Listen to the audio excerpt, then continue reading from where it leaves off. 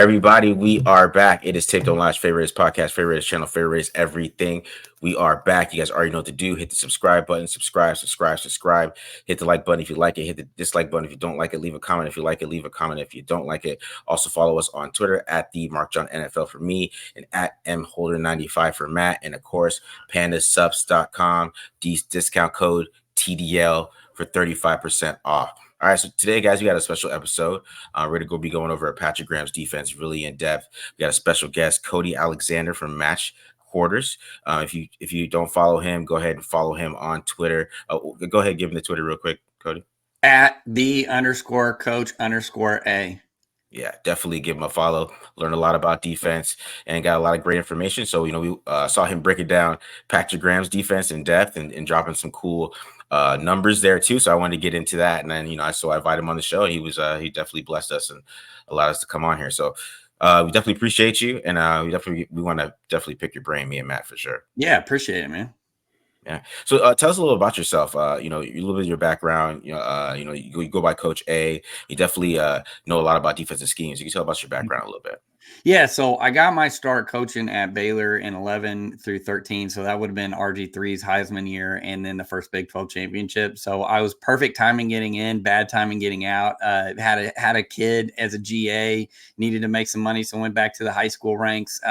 Did that for about a decade, and then I've really built Match Quarters, which is kind of a content brand around defensive football since 2016, and now I'm doing that full time. And so it's really become kind of I get to do that. That's where I get the coaching juices from. And do that. So I study a lot of NFL teams, really kind of pivoted to the NFL the past couple of seasons, mostly covered them in Power 5, and then some of the kind of cool things that other teams are doing at the college level.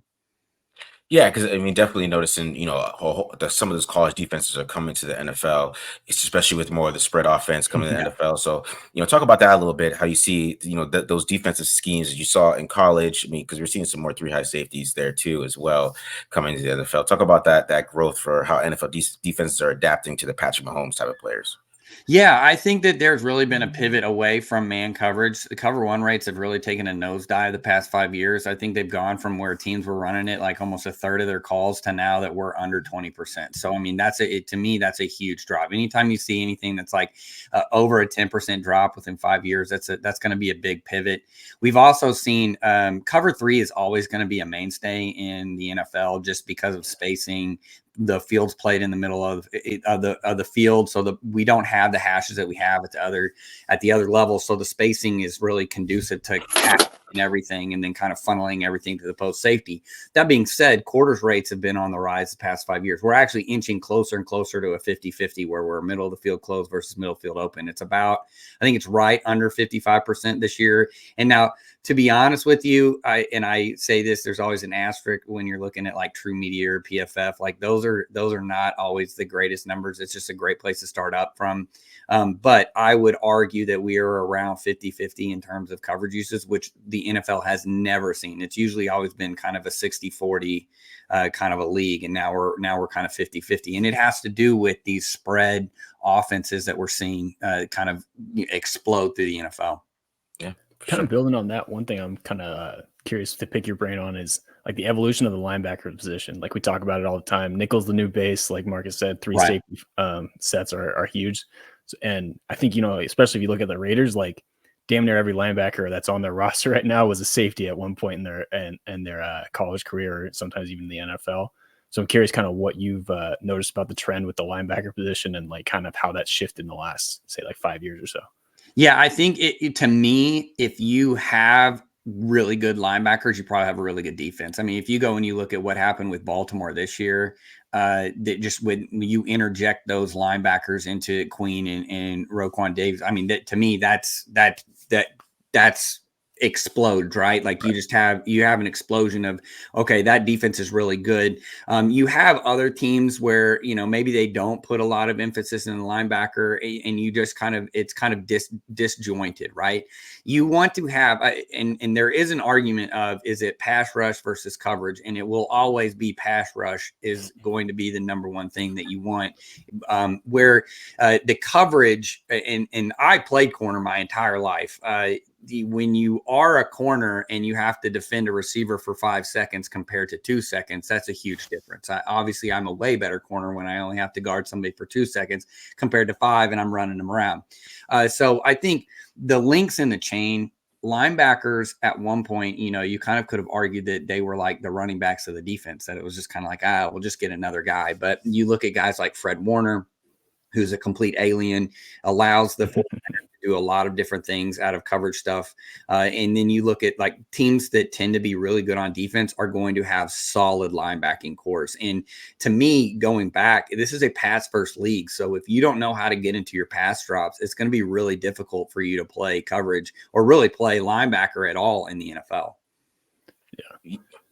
Oh, sorry, Matt. If you have another question, go ahead. No, I was gonna say that's just definitely something like I've noticed too. Like it seemed like there was like this shift away from it. Like you kind of said, like linebackers at one point were the running backs of defense, where people started stop caring about them a little bit more. And like now, like I do scouting for Bleacher Report and I do front seven, and like I get so frustrated because I see all these like 225-pound linebackers that can't take on blocks in the running game. And it just gets it's frustrating. I almost missed the old 250-pound dude with the neck roll. So yeah, the A gap plug mic is not a thing anymore. I mean, that kind of phased out probably about 10 years ago when the NFL too is such a 3x1 league. You can't really hide with motions and things like that. You can't really hide a plugger guy anymore. And so that's where you just don't see the 260-pound A gap. He's basically a glorified nose guard, from 5 yards. You just don't see that anymore because the offense is going to find a way to get him into coverage and to get him on an athlete, whether that's in cover 3 and they're going to manipulate it to where he's the 3-up defender and he's got to carry verticals, or it's in quarters and they're going to isolate him on, somebody like Alvin Kamara or somebody, or even like Christian McCaffrey coming out of the backfield. And now we're just going to pick you apart because that guy's got to guard it. Because that's how, like you talked about nickel, typically what you have at linebacker is you have a money backer, which is going to be the guy that follows the tight end. And then you have like a Mike, right, who's the A gap and he follows the back. The problem with that is that running backs now are asked to be good in the passing game. So you can't have an A gap plugger like, okay, we'll just put our athletic guy on the tight end, or, at least on the tight end side, so he's got safety coverage. Well, you can't do that anymore because the running backs are just as good out of the backfield. You have to be a plus athlete now, I think, in the NFL. You have to add value as a running back if you want to get paid. You have to add value as a linebacker now if you want to get paid. And I think that that's part of the evolution of being a space sport that we see now in football. So then do you think, like, building on that a little bit too, like, do you think almost like the 2-gap plug-in, the 2-gap nose tackle, defensive tackle type of players, do you think those are going to get more valuable? Like, when I look at the Raiders defense, a lot of people after they signed Christian Wilkins wanted to keep going after all these 3 techniques. I'm like, you got to understand, like, the way defenses are played nowadays, you need a John Jenkins type that can, eat up 2 gaps and just eat up space in the middle. So you think that's kind of like going to be a little bit bigger as we kind of get through this in the NFL and the offenses evolve? I think you're spot on. I mean, you look at what happened with the Cowboys last year. They had one guy that was a nose, and then they had, they get Mozzie Smith, and they ask him to lose all that weight because they want him to plug, they want him to jet through a gap, and then you end up with a situation where you're getting pushed around. I think too, with the way that these defenses are being structured in terms of like the nickel, you're asking your defensive ends to box a lot, which means that you have to fit everything with inside that box. So I'm trying to waste 3 offensive linemen with 2 interior guys. The way that you do that is play gap and a half. And the way that they play gap and a half is having a bigger body who is going to be able to kind of knock back that guard. You're playing on the guard. You're asking the center then to, who are you going to help?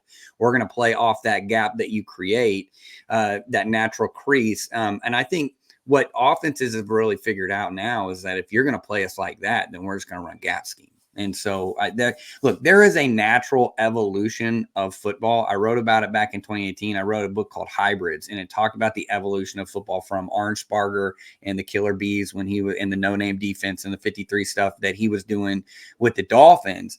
And you can just see there's an evolutionary cycle where offenses get really pass heavy and then they go back to the run.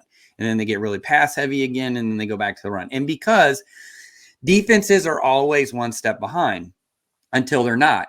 And then when they're not, that's when the offense pivots. So we're seeing that natural evolution right now. What are we seeing right now? We're seeing a lot more 13 personnel. Look at the Lions who are playing. I mean, they'll bring in an offensive tackle now as a tight end, and then they'll have 2 other tight ends. So they're running like 13 personnel, 14 personnel. You know, the Chiefs, speaking of the AFC West, I mean, they were playing. They're like one of the leaders in 13 personnel. So you're seeing teams start pivoting more, but they're bringing along the knowledge of what the spread has given them. And so that's where the cat and mouse game now is like, if you're going to play light against us, we're going to run at you a little bit, which is going to force you to bring a guy down into the box. Now that opens up our passing game from this formation. That's why it's so important to have 2 different types of tight ends. I need a blocking tight end and I need a receiving tight end. And just FYI, we've gone through this evolution. This is the 1980s all over. This is LT and the 3-4 and Bill Belichick and all this stuff. Like, we're just more advanced because we've kind of gone through history through it. So it's just funny to me that the old hats, they always come back in and they're like, man, this is just all the same stuff that we were dealing with like a generation ago. So that's why it's always important to be a history buff, whether you're in football or whether in anything. Yeah, that's a great point, because you got to know the history of how quarterbacks came up. Because you're right. I mean, there was a passing wave when like Dan Fouts and those guys came in, and then you saw a whole lot of passing, especially when they changed the rules a little bit and the passing opened up. And then, and then eventually you saw the run game come back with like Emmitt Smith and those guys, type of guys. That power game came back. So that's a great point. And then you see it right now. I mean, even Shanahan's starting to run a lot more gap than he used to. So is Sean McVay. Yeah, so those McVay's guys are a great just example of it. Yeah. Yeah, those guys are adjusting. So yeah, that's a great point, man. That's a great point. Patrick Graham, is the Raiders defensive coordinator. I don't know how long you've been watching him or checking out some of his stuff, but he did a great job this year with the Raiders. So talk about him and how you feel about Patrick Graham a little bit. Yeah, I think that he's done a really good job of he does a good job with coverage rotations. He's more of what I would be, and I think he fits the modern mold of a defense coordinator. I call it passive pressure. So we're not going to be like Wink Martindale, where we're just like going to go sock you in the face with like a bunch of pressure. We're going to be more or less like nuanced about it. The pressure is going to be, maybe we are a 5-man pressure team, but we're going to change up the way that we play coverages behind it. And so you're constantly searching for where's the space, what are they doing, how is what we're trying to do fit up on it. I think he does a good job with his coverage rotations. Each game that you watch, he's got maybe a little bit of a tweak within a coverage rotation. I think before we got on here, I was talking to you about against Kansas City that second time around, playing a bunch of 3 buzz, which is essentially taking the strong safety, dropping him into the hook and flooding what they are trying to do. They're a big, once Tyreek Hill left, they are a big front side flood team. They don't run a lot of crossing routes like they used to, just because they don't have Tyreek Hill. So you're not trying to create track meets all the time. So what do? You flood zones. You get into a lot of quads formation. So 4 to a side, flood out the zone, and so running a lot of 3 buzz against them makes a lot of sense. And they were able, I think they got like 2 pick sixes off of it and ended up winning the game. And so to me, I think you watch the Raiders and he does a really good job of, we're going to look the same almost every pre-snap, but you have no idea what's going to come. Now, we don't always have coverage disguise. I think it's a sexy thing to talk about, but if you really look at the analytics of it, it's only about a quarter of what a lot of teams are doing on average. So it's a change up, but it's when you do it and how you do it, having different looks, whether we're going to show you open and then we're going to move to maybe a Tampa 2, but it's still going to be, so we're still split field. So it's open to open, but we're going to make it look like we're spinning to cover 3, but we're really playing Tampa 2 behind it. Or I'm giving you single high. We were running some Tampa 2 stuff. To me, that is what I call passive pressure, because we're putting stress on the quarterback, but it's post snap and it's not necessarily always through, let's blitz through it, solve your, the old Don Brown, solve your problems with aggression type stuff. Yeah. So kind of what you're saying is a little bit like mixing up the coverage to make the quarterback hold the ball a little bit longer and almost giving those pass rushers more time to win, giving a guy like Max. If I got a guy like Max Crosby, who I tell you what, I love watching Max. Max Crosby is a coach's dream, because he is like the ultimate, like his motor, like when you look up what is motor defined for a coach in the dictionary, it's going to be Max Crosby, because like it doesn't matter whether it's a run or a pass, he's playing as hard as he possibly can. So when you have a guy like that, you want to accentuate that. And the way that you do that is not necessarily always creating pressure, because pressure is normally going to come from the second or the third level with the safeties or the outside backers or your Mike backers. So what you don't want to constantly do is be asking him to then either drop into coverage or constantly just, I just need you to hold the edge. You want to let him have some freedom. And the way that you can do that is put a linebacker over him. So wherever he goes, if he ends up flushing the quarterback out, you have a linebacker right there. That's where the coverage rotation comes in. If I can get the quarterback to hesitate, right, we can stretch that from like 2.5 seconds to maybe 3.2, 3.25. That extra time, that extra half second, that extra second, that's when we can get Max Crosby home, right? We can get a guy like that home. And I think that's kind of where this passive pressure, that whole philosophy comes from, is it's a numbers game, right? I want to have plus numbers in the back end because we are in a passing league. It is a passing league. And if you think it's not, you're wrong. And so I think for that is how can we, that's the dichotomy of modern defense, right? Is how can we be plus in the coverage, but still hit home and not just kind of, okay, hopefully we get there. Cause that's why you collect edge rushers and you collect corners. That's what you do in the modern game right now. So I'm curious, you talked a lot about like safety rotation, and one guy that kind of like pops up in my head is like Trevon Moehrig in Patrick Graham's system. And I think, his first year he struggled. It seemed like he had his head spinning a little bit. And then year two, he got a little bit more comfortable and played pretty well. I thought he, was one of the best bounce back players on the defense, and up there as one of their better defenders.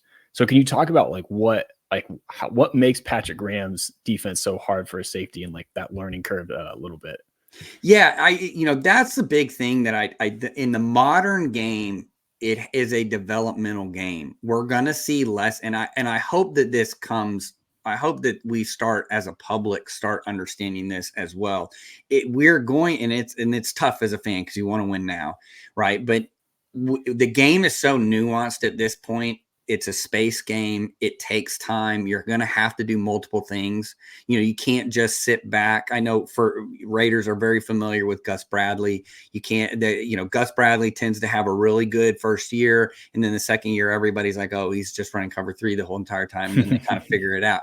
And so to me, the modern defense now and where we are now is you have to be multiple. Well, the way that you are multiple is you have to be able to teach all of these things. And so there's nuances. I think also too, these guys are coming out of college that are very much very match heavy, right? We're playing man a lot. We're getting our guy. We're going to get tight to the guy. I'm fitting in this. It's very, there's a lot of just match, right?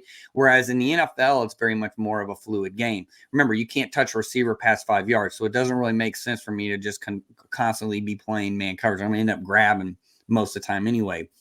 We're trying to disguise coverages. The quarterbacks are much more advanced. And just remember, the worst quarterback in the NFL is still probably one of the better quarterbacks in college, right? I mean, think about it. We only have a couple of quarterbacks every year that are going to be high dollar guys, and we don't even know if they're going to be any good. So you have to think of it. Remember, these guys are advanced level guys.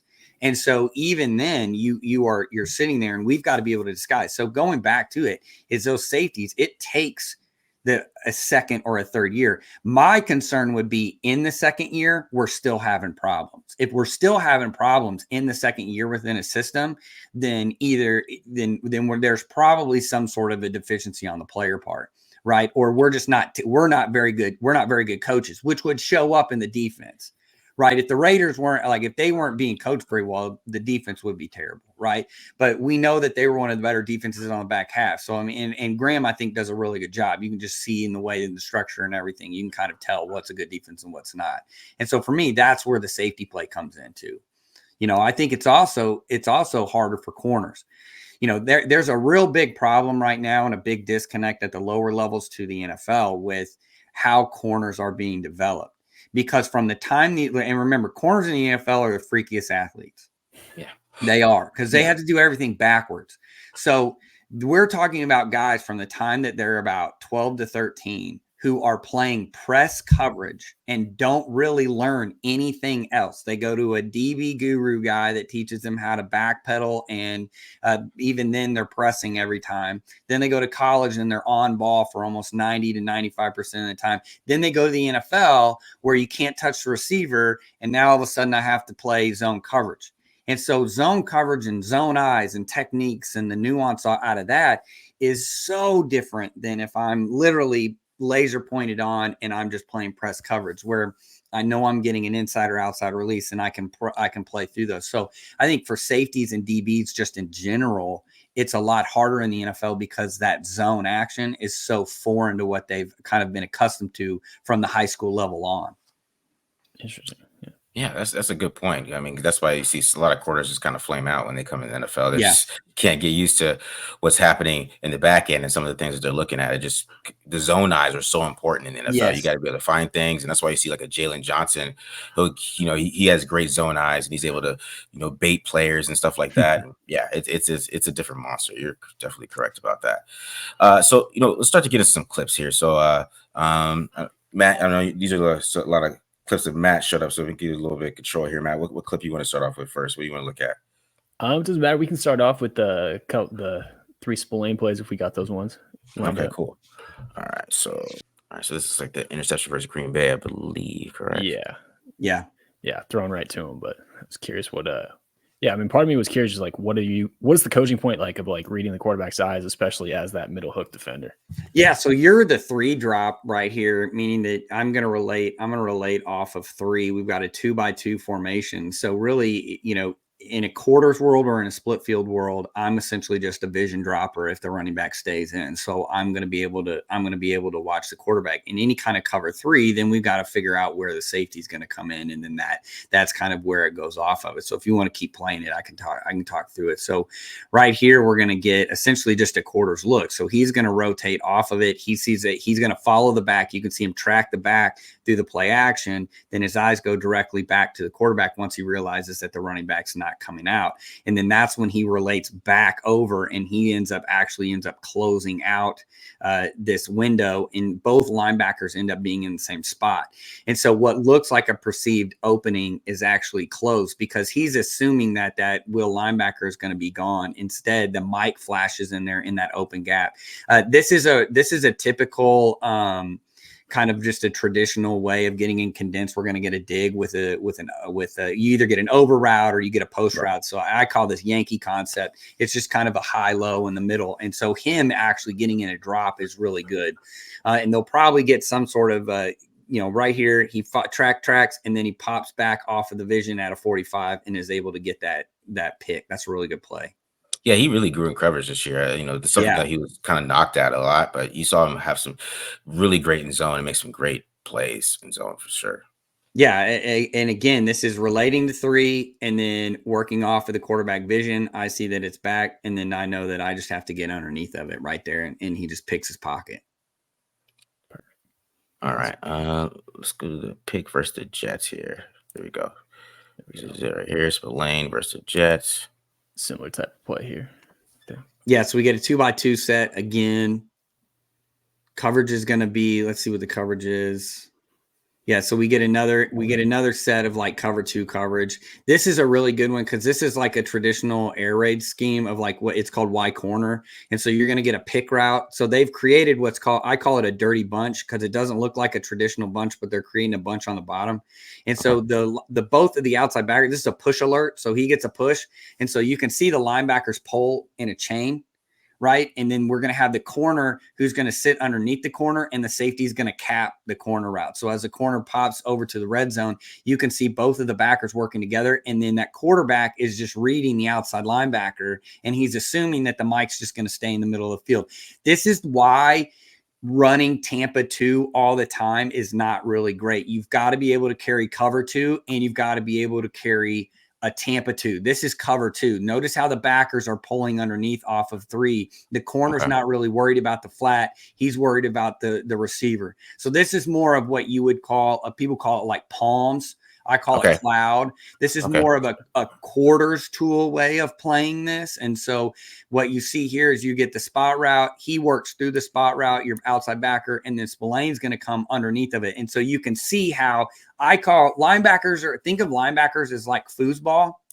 You want to be able to pull them on a chain, or you want to be able to pull the foosball, right? They want to work together to chain. And this is exactly what it looks like. So outside linebacker pulls, he gets vertical, and then he pulls back over. I really like him because he gets vertical first, which is what you want in cover 2, but it's not Tampa 2 because he's not just jetting out of there.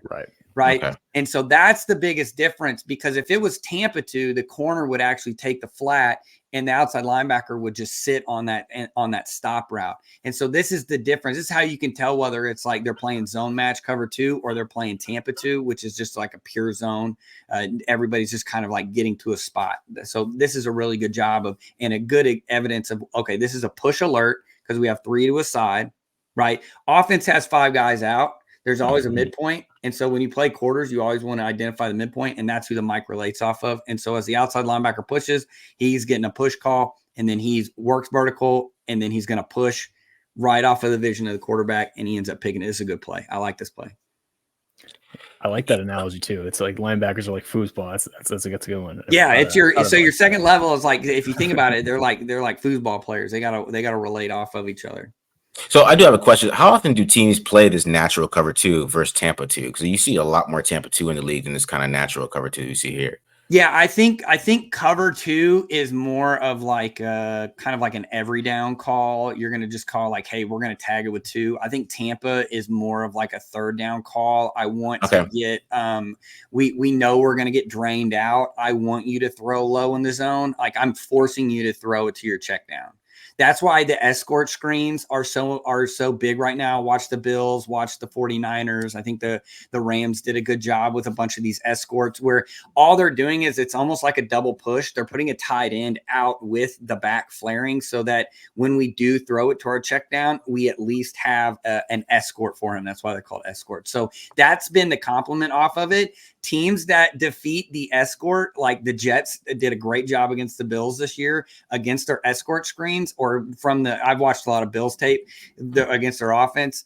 A lot of the teams that run pure zone, like a cover 2 and not Tampa, are having success is because they're pulling that chain. They're getting 2-on-1 on that blocker. So it depends on what you want, but you don't always want your mic running that vertical hook. And if you do, you want it on third down, and you can change it up. And that's when a lot of teams do it. Okay, makes sense. That's interesting because I rarely see like normal cover 2 as much. So that's well, teams now are starting to because the Fangio diaspora, and I think like with the success McDonald has had, we're going to see it now with Mentor with the Chargers. Is that I call it targeted coverage. In fact, I actually did if you're interested in it, there's a free clinic on Match Quarters this week about targeted coverage, and it kind of explains how teams are kind of mixing the way that they run their quarter half, whether they're running the half to the nickel or half away, and kind of, so you're seeing that. You're just not seeing like true pure cover 2. We're seeing it behind pressure. The Chiefs are a great example of that, but we're not seeing it like this. It's like you said, you're just not seeing it as much as you see it but I think we're going to start seeing it because Tampa, it's just going to burn out. You just know because you already know teams are going to figure it out. That's why you see the non-traditional Tampas, which is essentially like we're going to mix and match guys. So we're going to run Tampa, but you have no idea where everybody's going to end up. That's where I think the new Tampa is. Okay, cool. You have a question, Matt? No, I was just going to say, like, speaking of what you're saying, like, as I feel like most times when I see cover 2, it's usually cover 6 ends up being like that in today's game. So. Yeah, for sure. All right, so get this one with Deablo, I believe. Oh yeah. I'm curious for this one because this is obviously a tough call with the play action, but what's the obviously we can't give up the tight end getting over the top for a touchdown. So I'm curious, if you're coaching up Divine Deablo here, what are you telling him and what can he fix? You are fitting off of the release of your primary target. So you get a vertical release by the tight end. He's not looking at me. I know right now that it's a pass. I need to just get in front of him, catch and carry, right? Because you're right. This is a bad spot. This is probably a bad matchup. either that or our corner. You know, that's the other thing with we're getting a hit, what's called a hit call on the outside guy. So your defensive end is going to hit the wing. The corner's actually responsible for him. So when you're in that situation and you know you have an extra defender there, like we're going to be plus numbers on that wing right now. I need to be more intent on what my key is and not necessarily looking at the gap. That's why he's a step behind, because he doesn't read the release of his blocker. That's, you will see now, like the old Bear 46 stuff would just have him mug him up and almost press him. Right. Yeah.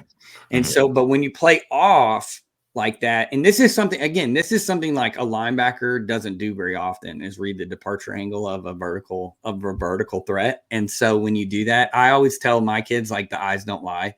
If he's looking at me, he's trying to block me. If he's looking at a point down the field, then he's probably trying to get to a spot and he's going to cut, or he's trying to work around me. So here, all this is I get a vertical stem automatically. I need to just play basketball, and I need to just get in front of them and catch and carry, and then just hope to God that the quarterback just throws it over. Okay. You're in a bad spot. That's why too, man coverage in the red zone is, man, that's a hairy thing to do, man. Especially when you got a linebacker on a Fairmouth right here. That's a pretty decent tight end. You're guessing. I mean, you guess and you guess wrong. Like that's kind of when you live in it. So it's like, if I understand, you're kind of like, you're eyeing your man and like you're locking onto him, and then on top of it too, like Trevon Moehrig, who I think was the other corner, he can sink a little bit when he sees. Yeah, you would want him to feel the release of that.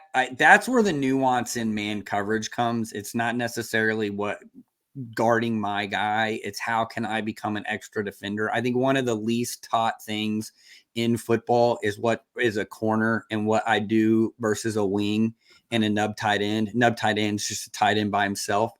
A lot of times what we're seeing right now is these, like, the tight end goes on a shallow route, and then they're running like two post routes over the top, and they're just reading the corner. If the corner just sits there, just holding them, just covering grass, they're going to throw the post route that's running away from the coverage. Whereas if you have a smart corner, he can climb the hash, pick up trash. So he's going to see, oh, my guy eliminated himself from coverage. I'm going to climb the hash. I'm going to now look for anything in the intermediate. And that allows everybody in coverage to push vertical. And so a situation like that, though we're not in man, is that my primary defender blocked. I'm getting a vertical release by a tight end. I probably need a feather out, so that if at the end of the day, I want them to throw the flat route and we can all rally to it, then not just give up the, oh crap, well, I probably shouldn't have put a linebacker on a tight end in that situation. It's kind of funny you bring that up, because I think, do you tweet something about that like a couple days ago? Yeah, I did. Yeah, and you, because it's a common concept. Yeah, and you tweeted, it was I forget, Coach Casey. Yeah, Dan Casey. Yeah, they do the quads overload, and then they're trying to they put five guys to a side essentially, and then they run the two post routes across. In that corner, if he doesn't climb, regardless of whether you're too high or single high, it doesn't really matter. If he doesn't climb, you're basically wasting a guy. And so that's how you can cut that off. That's why you got to teach eye progression, whether it's man or not. You got to teach eye progression. Yeah, gotcha. Yeah, and as a side note too, when you quote tweeted it, I always get you and Coach Casey mixed up. So I was like, I saw that. Yeah, we do. We kind of do similar things. He's just the offensive guy. He just exactly. Yeah, all the clips, which obviously he gets way more likes because it's offense than nobody likes defense. Posting that link around, that is so true. Nobody likes defense. Nobody wants to football, man. I'll be fine. I'll carry the torch. I'll be the one guy over here. All right, let's get to some safeties a little bit. Talk about the linebackers. This one with Trevon Moehrig, I believe. Yeah, this is a great play. So you very rarely see quarters over a trips, and this is how you play it. This is what is called a midpoint technique. The Mike linebacker is actually going to have to carry the vertical of 3. So this is a little bit dangerous, but you have a safety. Notice how he's going to work to 2. and then he's going to read the quarterback and then come back over top. So the quarterback sees him work out. So he's essentially thinking that this is going to be cover 2. So he's like, Herbert's sitting here thinking, I'm just going to throw this over the linebacker right here. I'm going to let my guy basically, let's go play basketball, and I'm going to post him up. I'm going to go get the rebound. The safety does a good job of playing vision. You can see the corner on the bottom is going to essentially play what's called a mod technique. So that's man outside and deep. So he'll take that. The nickel's going to work with the vertical of 2. And then the safety is essentially just trying to stack 2 so he can play over top of everything. And so that's how you kind of get this quarters look. This is to me, this is what's called I call stress, but my stress is a little bit different. This would be like you're locking the mic. So you're locking the mic on 3. Your safety's kind of playing 2 back over top of 3, because you can see everybody on the other side is working out. I think they're actually running cover 2 on the other side to the top. Yeah, with the corner down low, they're going to play cover 2. So they're actually playing like a quarter half technique over here, but they're playing quarters, and that's how that safety is. It's a great vision to come back on top of that. I'm curious too, for the safety, like as a just a matchup standpoint, like, are you telling them, hey, let's maybe favor our linebacker on the tight end here? Yeah, you lean on the least efficient coverage defender. So like I always would try and protect the Mike linebacker more than the nickel. The nickel can end up carrying. He's used to carrying verticals and playing underneath of things. Everything we want here, and you can see he gets to about the bottom of the numbers in the end zone. And that's about as deep as you want him to go, because he's got underneath defenders. So think of it almost like 2-man. We're not playing 2-man, but almost like 2-man, where we're going to be in trail technique. We want the ball to go vertical because we want to push it to the safety. The further that ball goes down the field, the longer it hangs in the air. That gives that safety the opportunity to work to whichever spot he wants. Awesome. Perfect. Yeah, and you can tell he's getting a lot better at that, because that's something he did not do the first year. And that's again, it's vision. It's vision, being comfortable in what I'm seeing, relating. I don't think people understand. Not everybody has good peripheral vision. Half the time you're playing defensive back, you have to play in your peripheral. You have a primary read and a secondary read. I call it a triangle. You're creating a triangle, right? Like I have a primary read, a secondary read, and then I'm the top of the triangle, and I'm trying to relate off of, can I see the guy out of my peripheral while I'm looking at the quarterback, or while I'm looking at like the number 2 receiver to gain data on what the release is. Because a lot of times the inside receiver is going to tell you what the route combination is going to be. I mean, because offensive guys think they're really clever, but a lot of times we're getting a high and a low. Right. Mm-hmm. We're getting a rub, right? We're getting some sort of rub. If we get double verticals, one's going to sit, one's going to go vertical. One's the primary target, one's the secondary target. One's in the and everybody wants to throw in the intermediate because it's a high percentage throw. So here we get verticals. They're trying to drain the safety out and bring the quarter out, and then they're trying to bend that tight end back in. It's a bigger player on a Mike linebacker, and they just wanted him to go and moss the guy, right? Yeah. And that's essentially what Herbert's throwing. Problem is the safety was able to see that, and that comes with maturity. That's not easy. Some people are really natural at it, right? You've always had like Ed Reed is probably the greatest example of just a center field safety. Put him at about 20 yards in the middle of the field. He can do whatever he wants, right? Mm-hmm. Now, not everybody can do that. I think we forget too, like it is draft season right now. So everybody wants to comp everybody. And it's like, everybody's a different type of player. They're coming from a different system. They have a different set of rules. A lot of times these guys are handcuffed by the scheme that they play in. Mm-hmm. Right. And so the scheme, what the coaches want at the college level may be different than what they need at the NFL level. They may have more freedom at the NFL. I mean, there's a lot of schemes where it's just like, hey, go figure it out. Like, you're just a quarter drop. You're just dropping on the hash. Like, read the quarterback. And then guys, like, I've played in a match quarter scheme, or I've played Rip Liz my entire life. I played basically man coverage, and I've had very strict rules, and now all of a sudden I don't have any rules. It's like, I don't know what to do. I don't know what to do about freeze them. Where do I put my hands? It's like, so it's like that for some of these players. And so that's why, going back to the beginning, it's like the year 2, when you can get into year 2 and you can see growth. Okay, now we've got something. If we get into year 2 by the end of the year and we are still struggling, I just don't know. If we can't even get through camp in year 3 and you're not the starter, like we probably made a mistake on our part of selecting you. Interesting. Yeah, that's I really think interesting. too. Go ahead, man. I was just gonna say with like Trevon Moehrig, like he had such an interesting career where like rookie played with Gus Bradley, like he's talking about the simple, like just cover the deep third over the middle of the field, and then Patrick Graham where you're rotating, doing all that stuff, and it's almost like speaking a different language, and then like you're saying, second year in that system starts picking it up and starts understanding it a little bit more. So yeah, I mean, even with corners, I've had several conversations with people in the NFL about corners. I mean, corners now have to be able to play a big half. As much as we're seeing non-traditional Tampa's, like I'm gonna have to play a big half. I got to play zone thirds. I got to play quarters. What are the different techniques within cover two that I have to play? I'm not just playing press man.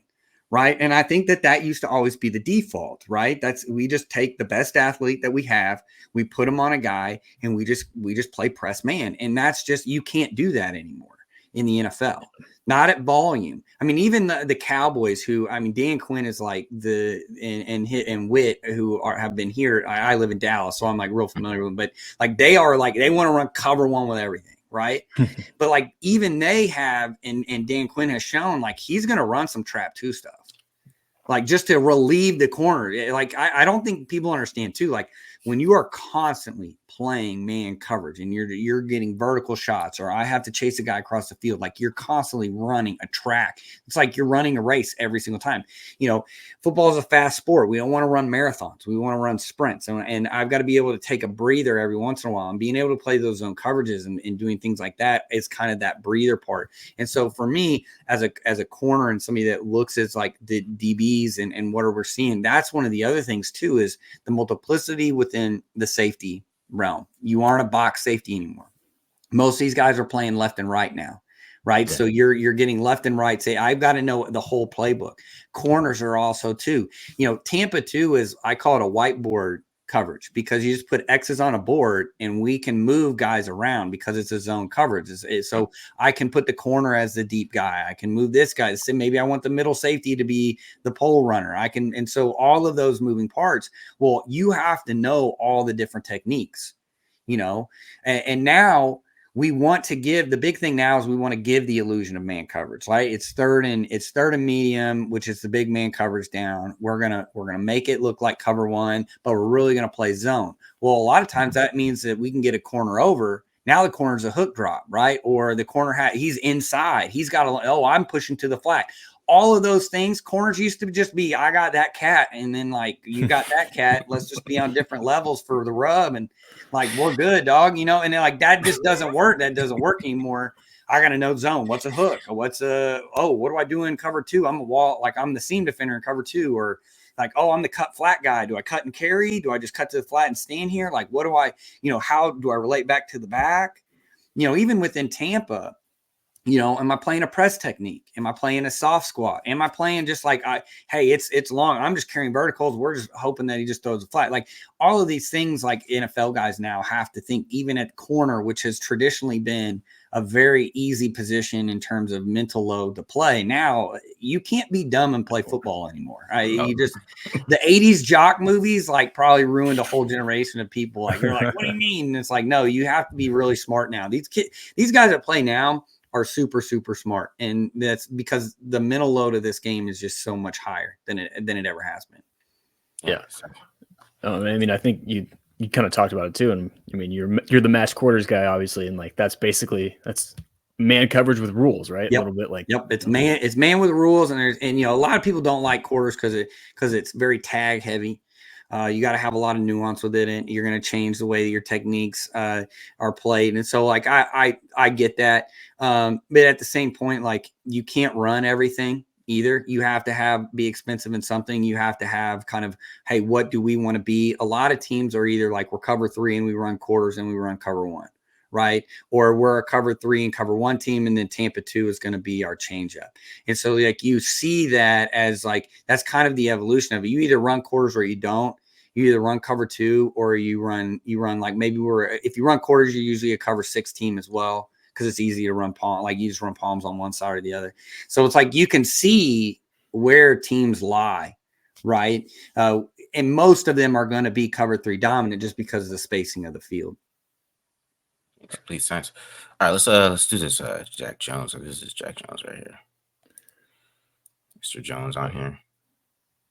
Oh yeah, this was a popular play in the NFL this year, and this is a Tampa 2 rotation.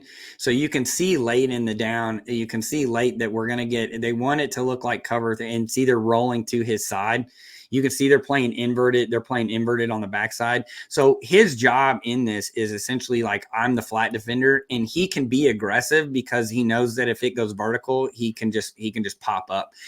This has been. I was talking to NFL guy the other day about this. Like, this shows up all over. Like, the escort screens were really big. The kind of the 5 low to one side and then running with from a nub tight end and then running verticals opposite. And then this getting quads and have the running back come back into kind of a quads bunch set.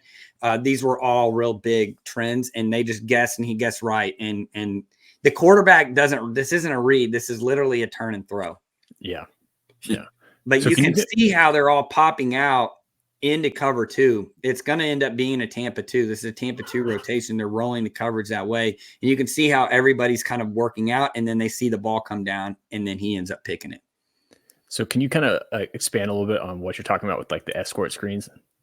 Yeah. So imagine, let's say I'm going to get into like a 2x2 set, 2 receivers to one side. I got a slot tight end on the other. I'm going to motion him across, or what I'm going to do is we're going to play action, maybe a split zone or something, and where he's going to work out to the flat, and then the running back is going to fake the handoff and then work out with him. So I almost have 2 guys working out. One's a primary blocker, and then the other's the actual guy.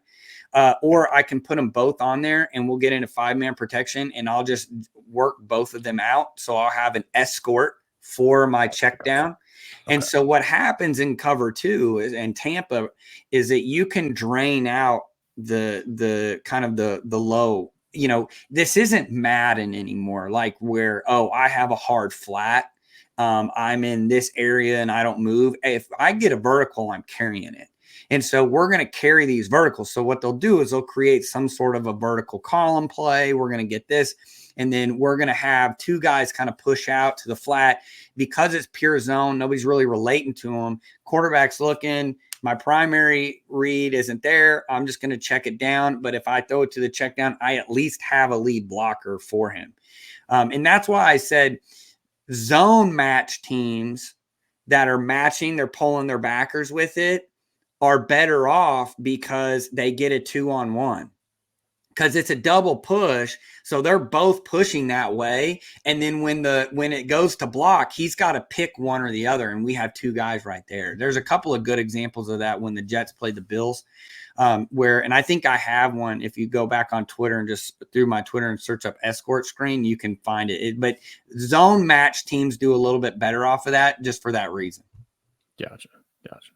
And then on that too, like you're talking about with Jack Jones, he kind of has the aggressiveness or the freedom to do that because he has the help over the top. He can go, because if he guesses wrong, he can at least hinge back open and then just climb back to the flat. But he's not just going to be, you're kind of guessing in that. He ends up guessing right. When you have 3 guys like that, you're also not going to probably get 3 just straight vertical shots. So You'll be able to kind of relate off of it. He guessed right. If he guessed wrong, he probably just keeps running at the quarterback. I mean, it's one of those things where you just call your own blitz type deal, and he ended up guessing right. Hey, sometimes like when you play a hard corner like that, sometimes you just I'll just keep going. Like if you just guess wrong, like, okay, I didn't guess right, I'm just going to keep going. And then you just try and maybe get in the quarterback's face. I mean, that's kind of the only answer on some of those hard corner stuff. Yeah, it's Vegas. You got to gamble a little bit. Yeah, you got to go, man. Just roll the dice and see what happens. That's right. Yeah. All right. So I really appreciate you coming on. I don't know, Matt, if you have any other questions here. Really appreciate you coming on. It's really dope just to kind of learn a lot of things. I mean, a lot of terms that I'm gonna deep dive into. So kind of learn how defense works and the growth of and the expansion of defense in the NFL and the back and forth between offense and defense. Yeah, it was definitely some interesting stuff. Yeah, I'm really, really interested in seeing kind of the evolution of what we're seeing. And as more teams are kind of starting to get into this role of like multiplicity and kind of being fluid with what they're trying to do. And then obviously with the offensive answering back and all the stuff, like with the cheap motion, with the Miami started doing, basically bringing Canadian football to America. It's just going to, that's the other thing. My wife is always like, how can you watch so much football? And I'm like, because it's always it's a living organism and it's constantly changing. And one person gets an answer and then somebody figures it out. And it's just like, it's a constant battle and I love it. And it's a great game. So I appreciate you guys having me on. Yeah, appreciate you coming on. Yeah. I mean, like I said, I've learned a bunch from you, just following you on Twitter and all that stuff. And then in this, hour conversation, I've learned a ton. So I really appreciate it. Got a little bit of the history of the game, a little bit of the current stuff, and a little scheme insight. This is awesome. Yeah, there you go. Yeah, I love football history, so it's very vital to what you see right now. So it's a lot of the stuff that we see, they were doing some of it, but it just like it gets said, it comes and goes. So it's right. All right, we're out of here. So make sure you guys hit the subscribe button, subscribe. You guys already know we got some we did a breakdown. Drake May, Kool-Aid McKinstry just dropped, so check that one out as well. And of course, some of the stuff we did, Bo Nix and stuff like that for members. So go ahead and check that out on the memberships. But hope you guys really like this one. Deep dive into Patrick Graham. We're out of here.